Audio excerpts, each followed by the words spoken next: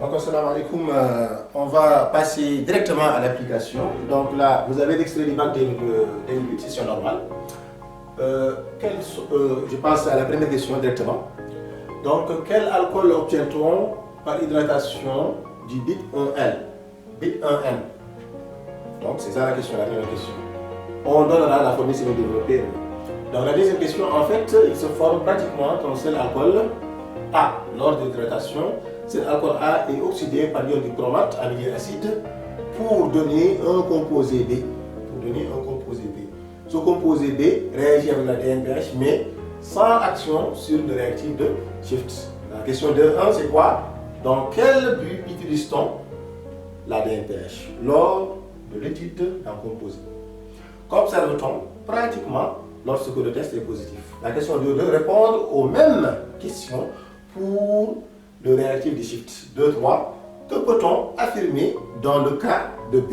Quelle est alors la formule semi-développée de B? Donc, mes chers élèves, là, on va appliquer des connaissances. On a fait donc des leçons. Donc là, la première question.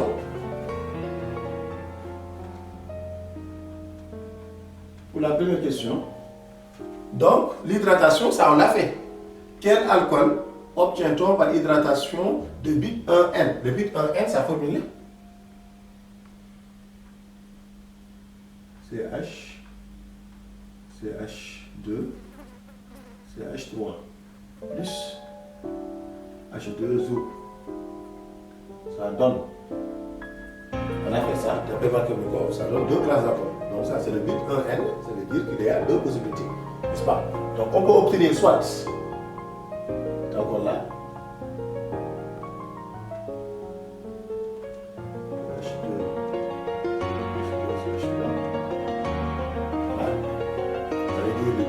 le butanol,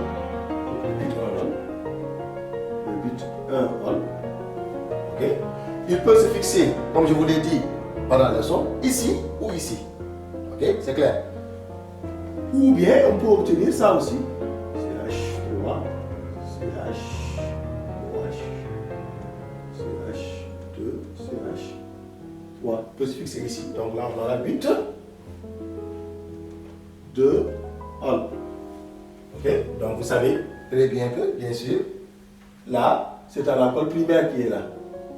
Et là, c'est un alcool secondaire. Ok? On a fait ça pendant la leçon. Comment identifier l'alcool? Donc ça, c'est la première question. L'obtention. Qu'est-ce qu'on obtient? On peut obtenir soit le bit 1N, à travers bit 1N, on peut obtenir l'hydratation d'un alcène. Là, c'est dissymétrique, vous le savez très bien. C'est 1, 2, 3, 1 carbone dissymétrique. Au lieu de deux classes d'alcool. Ça, on l'a fait. Encore, qu'obtient-on par la formule semi-développée? Donc là, la deuxième question, on passe directement à la deuxième question. Là, en fait, il se forme pratiquement qu'un seul alcool A lors de l'hydratation. Cet alcool A est oxydé par l'ion du chromate en milieu acide pour donner un composé B qui réagit avec la DNPH mais qui est sans action, bien sûr, avec le réactif de Schiff. Donc, qu'est-ce qu'on fait ici de préférence? Ici, la question 2.1, c'est quoi? On vous demande dans quel but utilise-t-on la DNPH? On vous l'a dit, ici la DNPH nous permettra tout simplement de mettre en évidence, bien sûr, le groupement carbonique. Ça veut dire de savoir c'est cétone ou aldéhyde.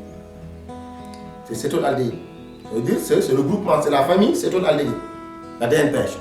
Donc, la DNPH, ok,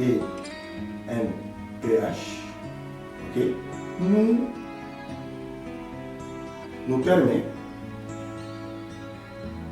de mettre en évidence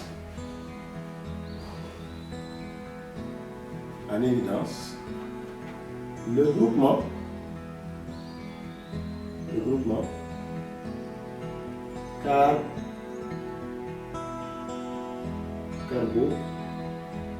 carbonique.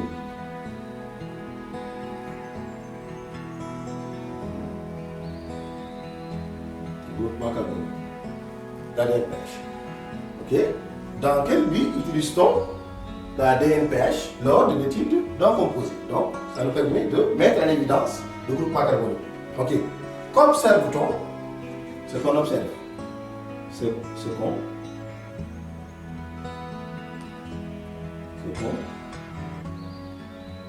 observe. Je vous ai dit que lors de la leçon, je vous ai dit qu'il est fondamental, essentiel même, voire de mémoriser les précipités.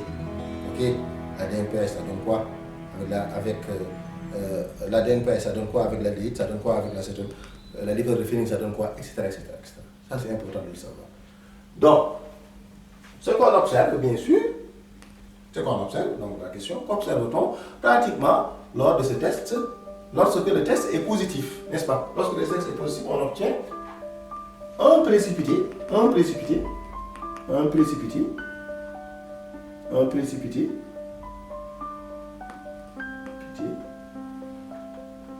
jaune.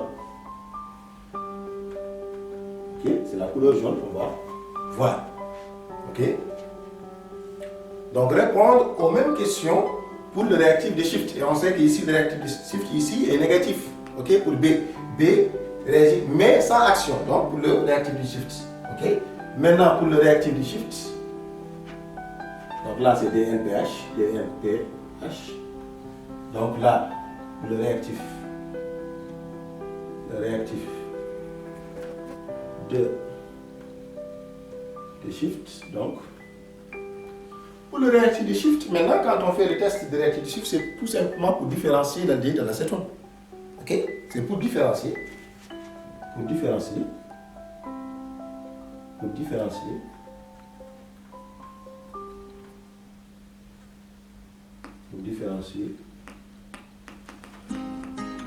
L'aldéhyde.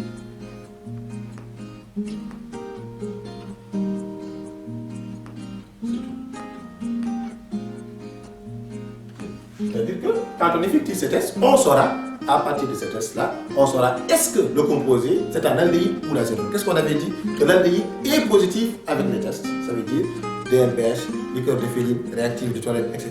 Mais par contre, l'acétone n'est positif avec, bien sûr, le DNPH. Ça veut dire, je vous l'ai dit, n'est-ce pas? Donc, voilà la réponse. Qu'observe-t-on? Voilà, représenter la même chose. Donc, la question 2-3. Que peut-on affirmer dans le cas de B? Donc, B est quoi? Ok? B, on sait que le composé B, le composé A. Donc, que peut-on affirmer? Affirmation.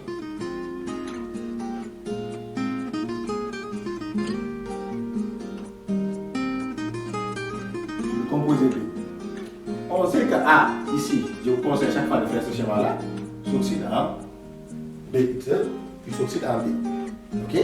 Et B, on a dit que B est positif avec la DN, pH, négatif avec le réactif de Shift. Ok? Donc automatiquement, on sait que B ici c'est une cétone. Il est clair que B ici est une cétone. Positif, c'est aldéhyde. Positif, négatif, c'est cétone. Donc B est une cétone. Donc, que peut-on affirmer dans le cas de B? Donc, le composé B est une cétone.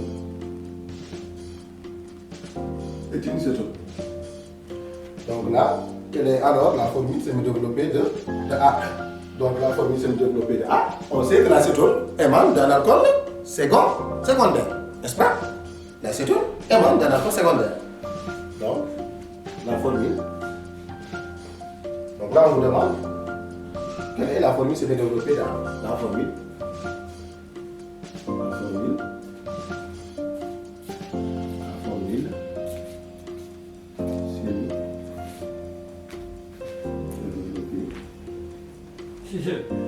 de A. Donc la formule semi-développée de A. Ici, qu'est-ce qu'on a là pour la formule semi-développée de A? A, sachant que c'est un alcool secondaire, donc on mettra CH3, CHOH, CH2, CH3. Donc le nom Donc, on mettra le butane, de on pardon. Le butane, de on. C'est un alcool secondaire qui s'oxyde en cétone. Donc là, c'est très simple. Donc voilà, l'exercice touche à sa fin.